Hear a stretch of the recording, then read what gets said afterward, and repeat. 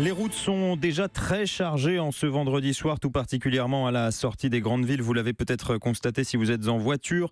Et ça devrait continuer tout le week-end entre ceux qui partent et ceux qui rentrent de vacances. Samedi classé rouge par bison futé dans le sens des départs, noir en Auvergne-Rhône-Alpes et rouge dans le sens des retours.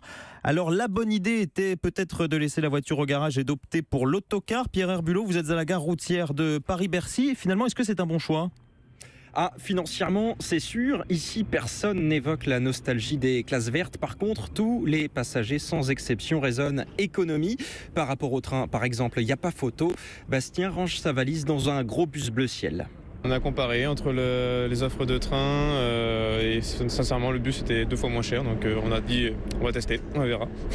Pour aller à Orléans, on va mettre 1h30, peut-être 2 heures en fonction des bouchons. C'est vrai que le train c'est plus fixe au niveau des horaires, mais ça reste 1 heure quand même, donc l'un dans l'autre c'est équivalent, quoi. Ouais, parce qu'il y en a qui vont à Aix-en-Provence en fait. Ouais, là je pense effectivement, qu'on hésiterait à 2 fois avant de prendre le bus au lieu du train.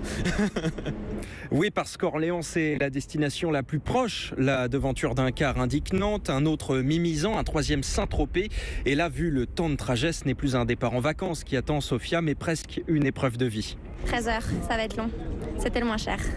Alors du coup, ça reste le bus, donc il faut que ce soit confortable. Donc un petit oreiller et une valise dans la soute et c'est tout.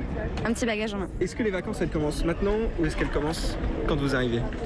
Quand on arrive. Moi, le trajet, non, on le compte pas trop.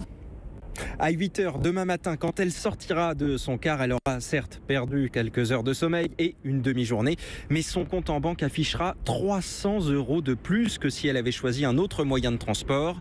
De l'argent qu'elle compte utiliser pour profiter de sa semaine de vacances sur la Côte d'Azur. Vous allez peut-être aussi aller sur la Côte d'Azur. Merci Pierre Herbulot.